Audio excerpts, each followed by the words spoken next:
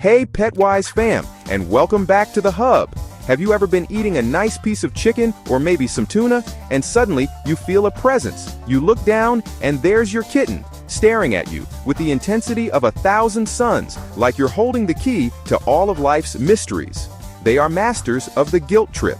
It might get you wondering, is this something I should feed my cat? And you might also think, am I feeding them the right things? Alright, let's start with the single most important fact about your kitten. Your cat is what's called an obligate carnivore. It's a fancy term that just means they have to eat meat to survive. They're like tiny, adorable little tigers living in your house. Unlike dogs or humans, who can get nutrients from plants, cats are built from the ground up to thrive on animal-based protein. This is the foundation of any healthy cat diet. Protein is the superstar of their meals. It helps them build strong muscles for all those important activities like, well, napping, but also leaping onto the counter they know they're not allowed on. They also need specific amino acids from meat, like taurine.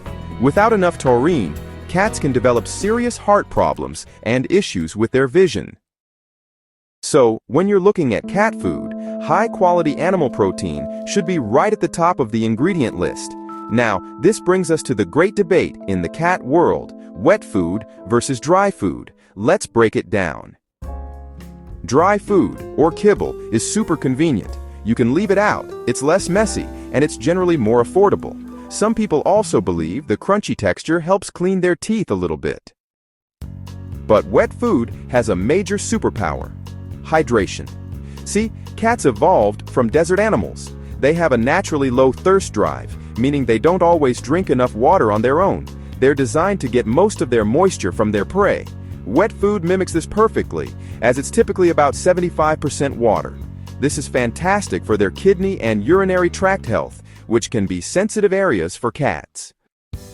So, which is better? Honestly, many vets agree that a combination of both can be a great approach. Maybe some wet food for breakfast and dinner to get that crucial hydration, and a measured amount of kibble to graze on or to use in a fun puzzle feeder.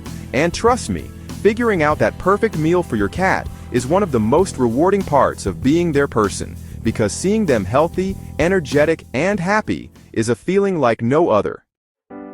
Okay, we've covered the basics to feed them list. Now, for the crucial part, the absolutely not list.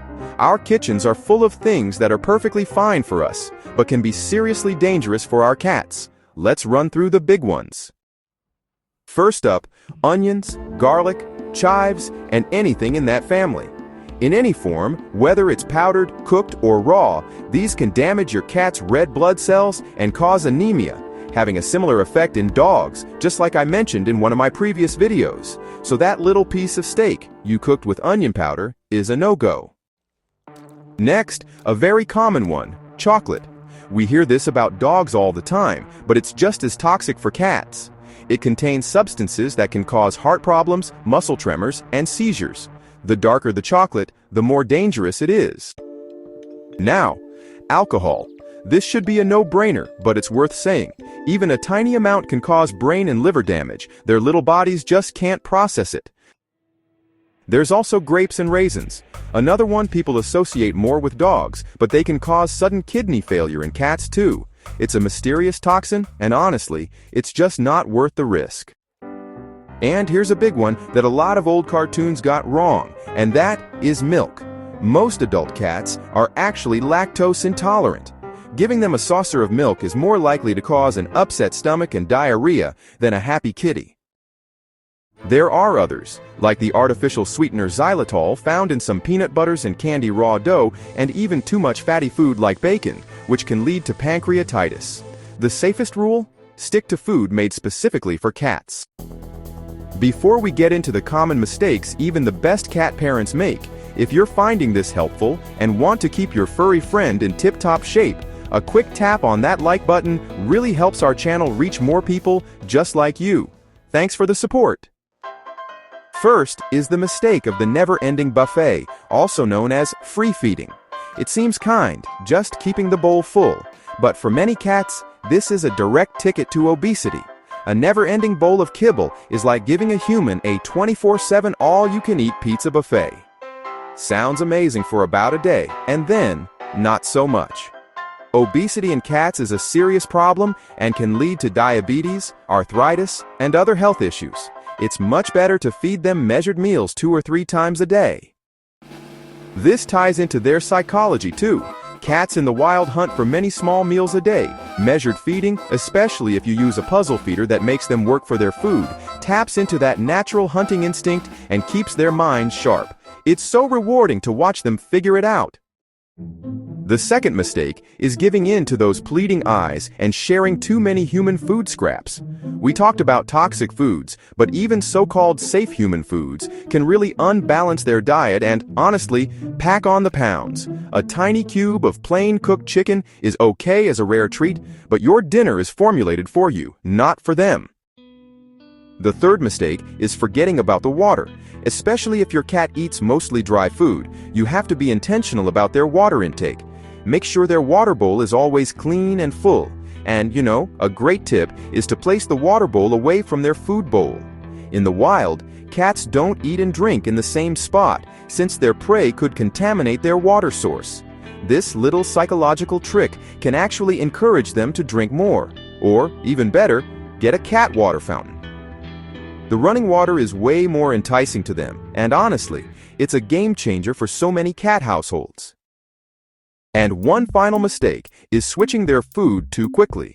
If you need to change your cat's diet, do it gradually over a week or 2. Start by mixing a tiny bit of the new food with the old food and slowly increase the amount of new food each day. This gives their digestive system time to adjust and, helps prevent an upset stomach. Okay, so let's recap the pillars of a healthy cat diet.